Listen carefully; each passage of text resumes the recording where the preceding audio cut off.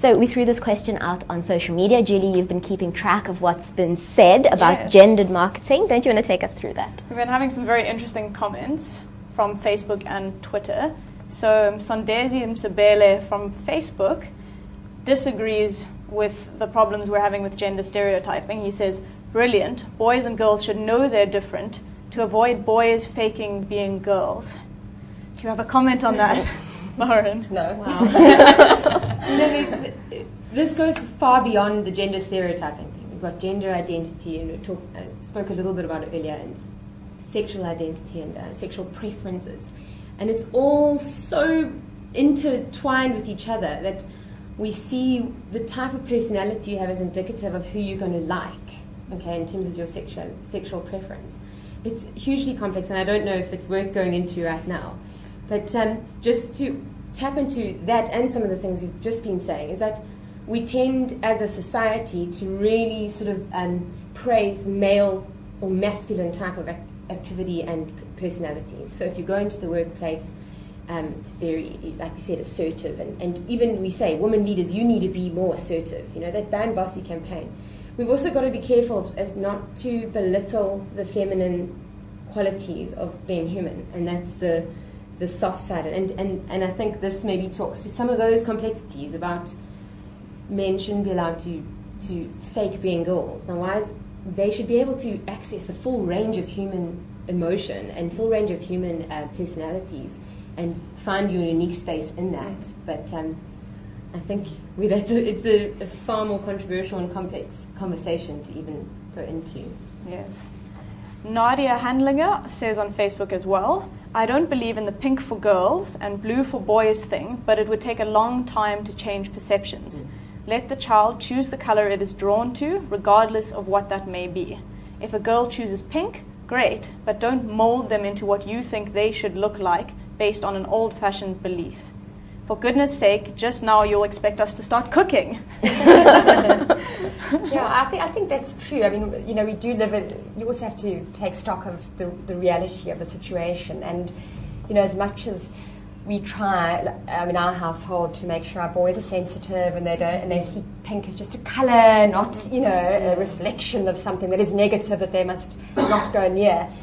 You know, they are drawn to things that are boy-like because they're going through identity formation. So you have to let that unfold naturally and just keep allowing, you know, make them mindful of, actually it's just a colour, and what's so wrong with, you know, being a girl. What happened to the rest of the rainbow? Yeah, I mean, I know, what happened to the rest of the rainbow? But there's, I don't know if you've got this as one of your questions coming up, but there's a huge movement in the UK around gender-neutral toys, and they're just getting rid of all the pink and blue packaging. And it'll be very interesting to see what comes out of that, because obviously the reason boys are drawn to blue and girls pink is because it's marketed to them as being boy and girl colours. You know, if you just turned it on its head, I don't think it would have as much power over it. And you spoke earlier about being children of the 90s or the 80s, and it was primary colours. We had like blue, red, yellow, green, you know? And the brighter the better. Same toys, and our rooms looked the same. And the boys and girls could share the room. It was, and I really think toy manufacturers have really tapped into this. Yeah, who are these toy designers? So Matthew Muller says also on Facebook, but you are a girl. You should hit like a girl. That's nothing to be ashamed of. The only cases I've seen this phrase used is on men. It's a stereotype of a woman to not be as strong or as sporty. Not to mention, it's an old phrase. I feel like the context isn't right in this ad. That's commenting on the Always ad. Yeah, I think that's true. I think that it is the boys that are saying, you throw like a boy, you scream like a girl. I mean, you throw like a girl, you scream like a girl.